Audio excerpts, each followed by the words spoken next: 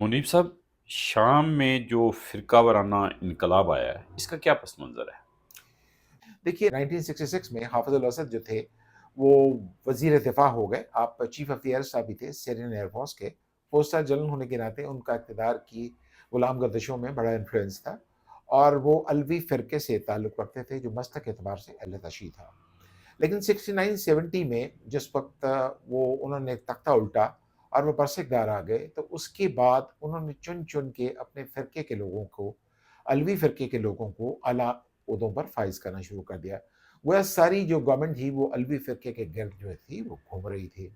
اچھا، اب اس سے یہ ہوتا ہے کہ آپ کا اقتدار وقتی طور پر مضبوط ہو جاتا ہے لیکن آنے والے دنوں میں اس کے اثرات کبھی اچھے نہیں نکلتے. اور وہی ہوا کہ آج سے 50-55 سال برس کے بعد شام میں آج پتہ نہیں لگ رہا کہ خانہ جنگی ہوئی ہے یا انقلاب ہوا ہے. حافظ الاسد کے دور میں جو شام تھا وہ ایک بدترین پولیس اسٹیٹ کا منظر پیش کر رہا تھا جس میں سیاسی آزادیاں نہ ہونے کے برابر تھی. یہ سلسلہ جو ہے وہ 2000 تک تو چل گیا جب تک سرد جنگ تھی. لیکن سرد جنگ کے بعد جب ساری دنیا میں تبدیلی کے جھکڑ چلنے لگے تو حافظ الاسد کو بھی اپنے ملک میں تھوڑی سی سیاسی آزادی دینی چاہیے تھی. خاص طور پر 2010 میں اس وقت جب ٹیونس میں انقلاب آیا، جب ہم دیکھتے ہیں کہ ایک چھاپڑی فروش سے ٹیکس لیا گیا تو اس نے کہا کہ میں کس طرح آپ کو ٹیکس دے سکتا ہوں، میں تو اتنا کماتا ہی نہیں ہوں کہ آپ مجھ سے ٹیکس لے سکیں. تو اس پر اس نے احتجاجاً خود کو آگ لگا لی. یہ سارا منظر ایک نوجوان جو ہے وہ دیکھ رہا تھا. اس نے اس کی فوٹیج بنا کے تو اس پر سوشل میڈیا پہ ڈال دی جس سے انقلاب آ گیا. اب جب ایک انقلاب آتا ہے وہ دوسرے اس کے ارد گرد جتنے مالک ہوتے ہیں وہ براہ راست اس کی لپیٹ میں آتے ہیں. اچھا، اب ٹیونس کے جو انقلاب نے پھر مصر کی باری آئی اور انہوں نے شام نے کوئی اس سے سبق نہیں سیکھا. شام کا خیال یہ تھا کہ موجودہ روس کے جو صدر ہیں ولادیمیر پیوٹن ان کے اتحادی ہیں. 2010 میں پیوٹن نے بہت مدد کی، 2011 میں، 2010 میں لے کر غالباً 2023-24 تک. لیکن اب اس وقت جب کہ پیوٹن اپنا یوکرین پر حملے کے بعد بہت مصروف تھے وہ اس طرح ان کی مدد نہیں کر سکے. ہم نے دیکھا کہ شاید اقتدار کی گرفت جو ہے وہ بشار الاسد کی ڈھیلی پڑ گئی تھی. بشار الاسد آئی سرجن ہونے کے ناطے جن کو کہنے اندر سے نابینا تھے. آج ایک ہمارے کالمنسٹ اظہار الحق صاحب انہوں نے اس بات کا لکھا ہے کہ اظہار الحق آئی سرجن تو ضرور تھے لیکن وہ اندر سے نابینا تھے. وہ وراثت کے معاملے میں وہی غلطی کر گئے جو ان کے والد حافظ الاسد نے کی تھی. اب دیکھیے جو صورتحال بنی ہے وہ یہ ہے کہ اسرائیل خطے کی بلا شرکت غیر سپر پاور بن گیا ہے. اور ابھی میں صبح پڑھ رہا تھا کہ شام کی جو سب سے بڑی چوٹی ہے ماؤنٹ ہرمن اس پر بھی اسرائیل نے قبضہ کر لیا. اور وہ چوٹی دمشق شہر سے جو 2500 سال سے آواز چلا آ رہا تھا، پہلی دفعہ 2500 سال کے بعد آج اس کا ڈاؤن فال ہوا ہے، سقوط ہوا ہے، اس پر اسرائیل نے قبضہ کر لیا. اور نہ اس سے قبضہ کرنے سے یہ ہوگا کہ اسرائیل ایک میزائل مارے گا اور سارا دمشق جو ہے وہ ہل کے رہ جائے گا. اب اسرائیل کو نکالے گا کون؟ کیونکہ اسرائیل تو پہلے گولان ہائٹس پر قبضہ کیے بیٹھا ہے. 80% جو جہادی تنظیمیں ہیں مشرق وسطیٰ میں کام کرنے والی، یہ اسرائیل، امریکہ اور ٹرکی کے پیرول پہ ہیں. اچھا، ہر ملک کے اپنے مفاد ہے. بھائی آج آپ کسی کی بندر باٹ میں حصہ لے رہے ہیں، مطلب ترکی نے حالیہ شام کے بحران میں ایک میکویلین رول پلے کیا ہے. اور ترکی جو ہے وہ نیٹو کا بھی ممبر ہے، ترکی اسلامی دنیا کا بھی ایک سرکردہ ممبر ہے. لیکن ترکی نے کبھی یہ نہیں سوچا کہ اگر آج شام کے حصے بکھرے ہوئے ہیں تو کل کو اس کے بھی حصے بکھرے ہو سکتے ہیں. دمشق کی گلیوں میں اس وقت لوٹ مار، قتل و غارت، خانہ جنگی اور گھراؤ جلاؤ جو ہے وہ جاری ہے.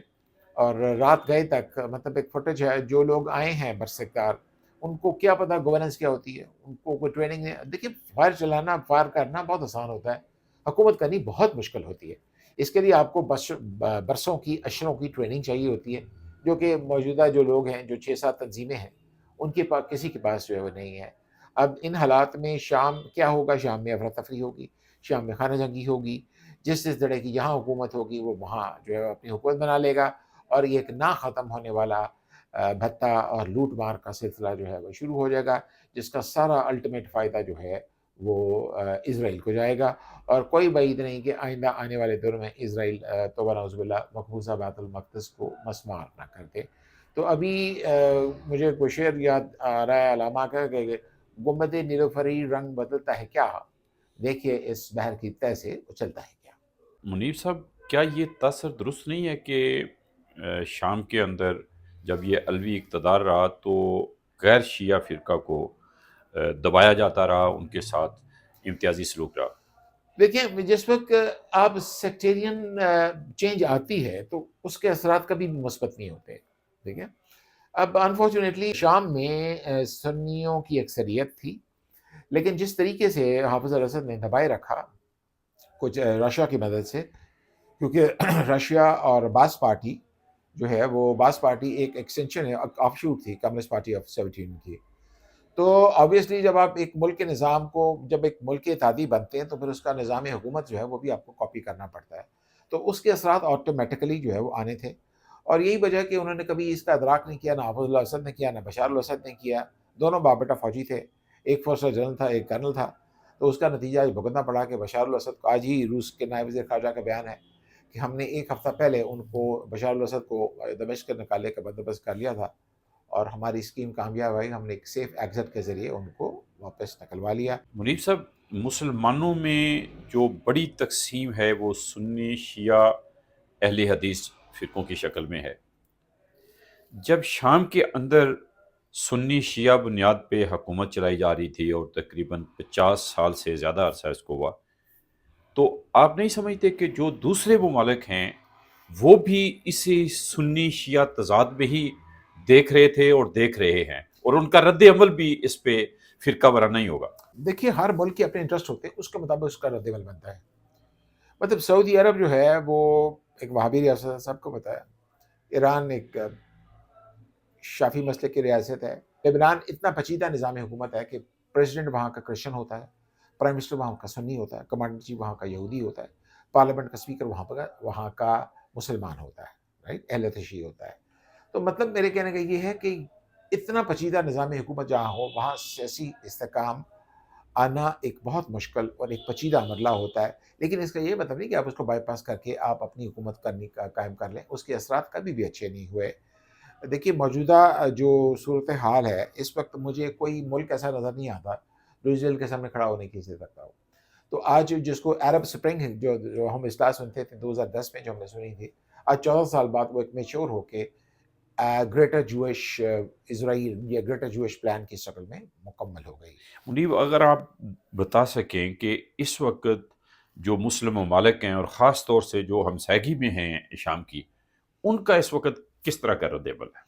دیکھیے ابھی تو صورتحال کو سارے غور سے دیکھ رہے ہیں، کیونکہ میں آپ سے گزارش کی کہ دمشق میں اور شام بھر میں اس وقت کت و غارت کا دورہ 6 یا 7 مسلح دھڑے ہیں جو کہ مختلف علاقوں پر اپنی اپنی حکومت قائم کیے ہوئے ہیں، اپنے اپنے وار لاز قائم کیے ہوئے ہیں.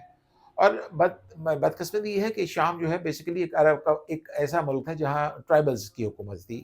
ایک قبیلہ جو ہے وہ طاقتور ہوتا ہے، دوسرا کمزور ہوتا ہے، تو طاقت والا کمزور کو دباتا ہے. یہ صدیوں سے ہوتا چلا آ رہا ہے. خلافت عثمانیہ اسی لیے ٹوٹی تھی کہ کچھ قبائل زیادہ طاقتور ہو گئے تھے، کچھ کمزور ہو گئے تھے. تو یہی آج کا شام ہے. لیکن ہمیں امید یہ کرنی چاہیے کہ شام کو لیبیا نہیں بننے دینا چاہیے، شام عراق نہیں بننا دینا چاہیے، شام کو ٹیونس نہیں بننا چاہیے، شام کو بالآخر ایک جمہوریت کی طرف لوٹنا چاہیے. دیکھیے بشار الاسد کی حکومت جیسی بھی تھی لیکن بہرحال وہ جمہوریت تھی، اور وہ ہر سال 5 سال بعد جیت جاتے تھے. لیکن جب ملک جمہوریت سے ترقی کرتے ہیں، آمریت سے نہیں.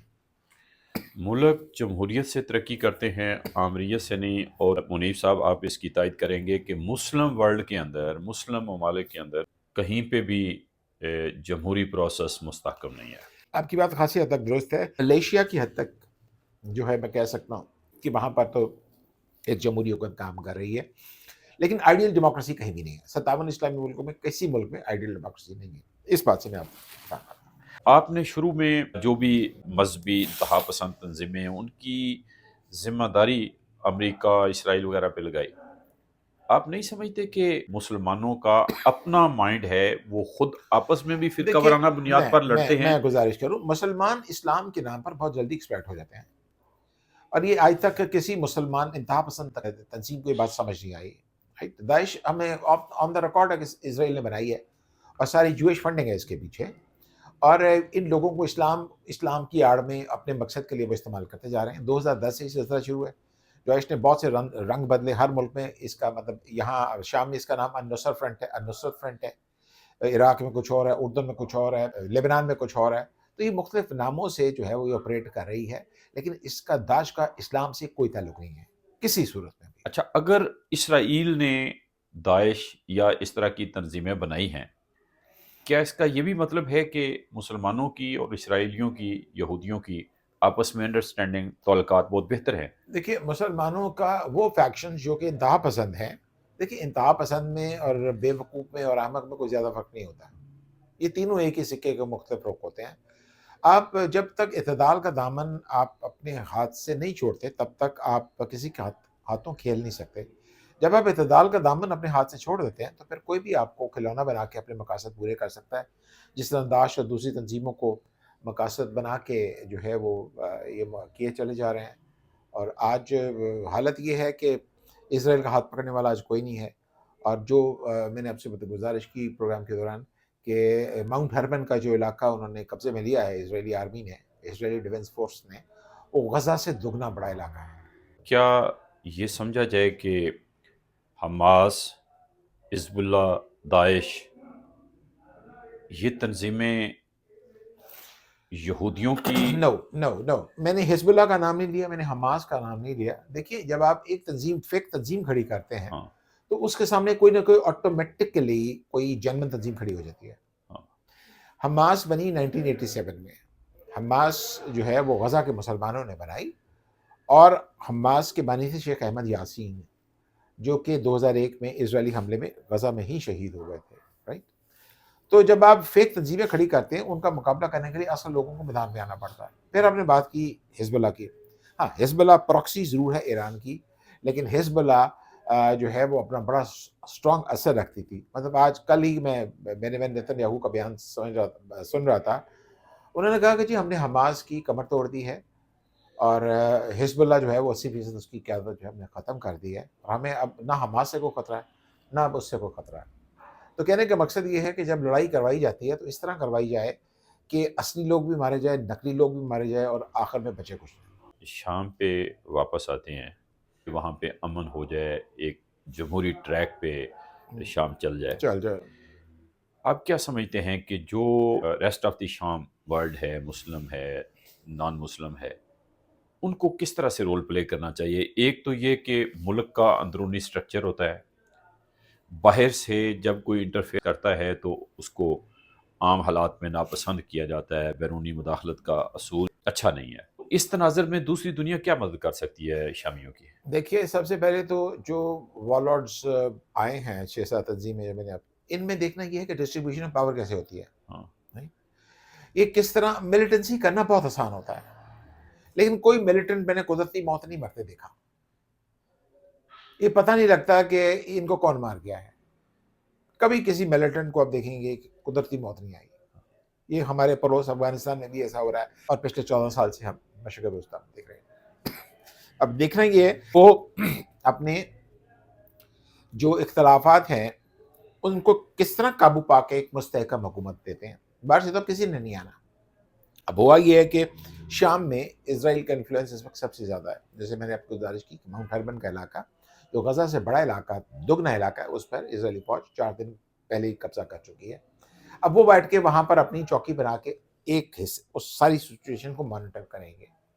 اسرائیل ہمیشہ ایسے کی اس کی یہی رہی ہے کہ ہر ریاست کے جو تزوراتی علاقے ہیں ان کو قبضہ کر لیا جائے۔ گولن ہائٹس ہے، شام کی پہاڑیاں ہیں، درائے اردن ویسٹ بینک جس کو کہتے ہیں وہ علاقہ ہے، غزہ کا علاقہ، یہ اسٹریٹجیکلی بہت اہم علاقے ہیں۔ اچھا منیب صاحب، کیا آپ نہیں سمجھتے کہ یہ جو گولن ہائٹس ہیں یا مختلف علاقے ہیں جن پہ اب اس وقت اسرائیل کا قبضہ ہے، ہاں یہ نتیجہ ہے کہ مسلمانوں نے، فلسطینیوں نے جو 2 اسٹیٹ فارمولا تھا اس کو وائلیٹ کیا اور بار بار اسرائیل پہ حملہ آور ہوتے رہے۔ نہیں اس کے نتیجے میں دیکھیے، اسرائیلیوں نے میں گزارش حماس کے اندر، اسرائیل کے اندر لوگ ہیں، حماس کے اندر اسرائیل نے اپنے لوگ بنائے ہوئے بٹھائے ہوئے ہیں جو کہ ڈیویٹ کر کے، دیکھیے موجودہ جو حملہ ہے یہ حماس نے ان لوگوں کی شے پہ کیا ہے جن کو غلط فہمی تھی کہ وہ اسرائیل کو نقصان پہنچا لیں گے۔ اسرائیل کو کوئی نقصان نہیں ہوا، اور اسرائیل کا جو 2000 یا 2100 فوجی ان کے شہید ہوئے ہیں، ان کے ٹینکس ٹھیک ہے 350-400 ٹینکس ان کے جو ہے وہ تباہ ہوئے ہیں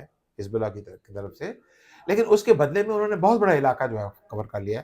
اس کے بدلے میں انہوں نے اپنا آخری مخالف شام جو ہے اس کو اس نے ہمیشہ کے لیے ٹھکانے لگا دیا ہے، اور اب ان کو کوئی روک ٹوک کرنے والا نہیں ہے۔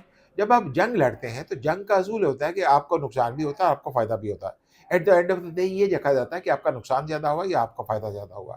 آج اسرائیل جس طرح شام کے اندر گھس رہا ہے، مطلب آپ دیکھیں، آپ سی این این دیکھیں، آپ بی بی سی دیکھیں، آپ دوسرے یورپین چینلز دیکھیں، تو آپ کو پتہ لگے گا کہ اسرائیلی آرمی ٹینکس کی صورت میں شام کے اندر اس طرح پھیل رہی ہے جس طرح کو شاید وہ اپنے ملک میں آپریٹ کر رہے ہوں۔ اچھا، نیئر فیوچر میں شام میں کیا دیکھ رہے ہیں؟ افراتفری، تباہی، وار لارڈزم، شاید یہ بھی ہو سکتا ہے کہ شام کا ایک ٹکڑا جس طرح اسرائیل لے گیا، اسرائیل مزید علاقہ قبضہ کرے، اور کیونکہ شام میں کرد بھی رہتے ہیں، کردوں کو بھی ایک کچھ نہ کچھ دینا پڑے گا، ورنہ وہ بھی ٹربلسم کریٹ کریں گے۔ اور ترکی بھی ایک اہم پلیئر ہے شام کی سیاست میں، اور سعودی عرب بھی ایک اہم پلیئر ہے شام کی سیاست میں، تو ان کے اپنے میں مفادات ہیں۔ اس صورتحال بہت پیچیدہ ہو گئی ہے، تھوڑا سا ہمیں انتظار کرنا پڑے گا، لیکن ایک بات جو مجھے نظر آتی ہے، شام میں کسی قسم کا سیاسی پائیداری مجھے نظر نہیں آتی۔